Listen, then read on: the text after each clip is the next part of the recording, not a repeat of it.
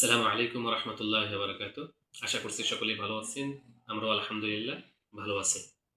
2026 সালে যারা আল মাজলিসুল আলা লিশুউনুল ইসলামিয়ার স্কলারশিপের পরীক্ষায় উত্তীর্ণ হয়েছেন সে সমস্ত ভাইদের করণীয় কি কি সে বিষয়ে ইনশাল্লাহ কথা বলবো। যে সমস্ত ভাইদের মজলিসে আলার জন্য তালিকাভুক্ত হয়েছেন সে সমস্ত ভাইয়েরা নাম প্রকাশ করার পরের দিন সাথে সাথে পাসপোর্ট তাদারুস এবং ইকামা নিয়ে এদারাতুল ওয়াফিদিনে যোগাযোগ করবেন।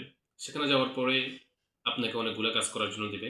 যেমন আপনাকে মুস্তাশফা হোসেনের মেডিকেল রেকর্ড দেওয়া লাগবে, সেখানে একামা দেওয়া লাগবে যদি কুল্লিয়ার হন। মাহাদার জন্য একামা শর্ত না। তার পরবর্তীতে আপনাকে একটা ক্লিয়ারেন্স দেওয়া হবে, যেটা আমিও পেয়েছি আলহামদুলিল্লাহ। এমন একটা আপনাকে ক্লিয়ারেন্স দেওয়া হবে, সেখানে অনেকগুলা সাইন নিতে হবে বিভিন্ন সংস্থা থেকে, যেমন আজহার, বোলস, বাপতিন, কুয়েত, বাইতুল জাকাত, এমন আরও অনেকে আছে। এগুলো থেকে আপনাকে সাইন নিতে হবে। যারা কুলিয়ার আছেন তাদের সমস্ত এদারাগুলো হচ্ছে কায়রোর ভিতরে, আর যারা মাহাদি অথবা দেরেসা কাছে আছেন তাদের এক জায়গা থেকে নিতে হবে, সেটা কায়রোর বাহিরে, যেটা এখানে উল্লেখ আছে। এখানে ওনারা বলে দিবে কার কোনটা নিতে হবে। এই সমস্ত কাগজগুলো নিয়ে আসার পরে মজলিস আলা থেকে এই সমস্ত যতগুলো শর্ত আছে, শারাইত আছে, এগুলো পূরণ করে এবং মুস্তাশফা হোসেনের মেডিকেল সহ আমাদেরকে মজলিস আলা জমা দিতে হবে। আমাদের জন্য জরুরি হচ্ছে তাদারুসে আসলি, ইকামার ফটোকপি, পাসপোর্টের ফটোকপি এবং মুস্তাশফা হোসেনের আসল রিপোর্ট। এগুলা কিন্তু আসল দিতে হবে। মজলিসে আলায় কখনো ফটোকপি জমা নেয় না, এগুলো আসল কপি আমাদেরকে জমা দিতে হবে। এখন আমরা কনসিল কোন জায়গা থেকে নিতে পারি, এগুলো একটু বিস্তারিত বলে দিলে হয়তো সকলের জন্য ফায়দা হবে।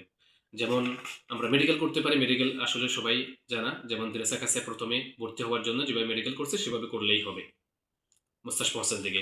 দ্বিতীয় হচ্ছে আপনি আজহার থেকে কিভাবে সাইন নেবেন। মেডিকেল তো আপনারা সকলেই করতে পারবেন। মুস্তাশফা হোসেনে গেলেই মেডিকেল করা যাবে, যেমনটা আমরা করেছি। আজহারে সর্বপ্রথম ফার্স্ট ভর্তি হওয়ার সময় যেমন রিপোর্ট নিয়েছি সেভাবে করলেই হবে, এর ব্যতিক্রম না। দ্বিতীয় হচ্ছে যেখানে এখানে ক্লিয়ারেন্সের মধ্যে অনেকগুলা জায়গার সাইন আছে, যেমন আল বাপতিন, আমাদেরকে বাপতিন থেকে যা সাইন নিয়ে আসতে হবে। দ্বিতীয় হচ্ছে আল কুয়েতি, কুয়েত থেকে নিয়ে আসতে হবে। তৃতীয় হচ্ছে বাইতুল জাকাত থেকে নিয়ে আসতে হবে। তৃতীয় হচ্ছে আজহার থেকে।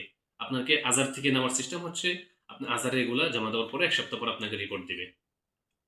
আপনি সেই কাগজটা নিয়ে পরবর্তীতে ইকামা, তাদারুস আসলি, পাসপোর্টের ফটোকপি, নিজের পাসপোর্ট সাইজের 2টা ছবি এবং মুস্তাশফা হোসেনের আসল মেডিকেল রিপোর্ট, এই সমস্ত কাগজগুলো নিয়ে আপনাকে মজলিশালা যেতে হবে।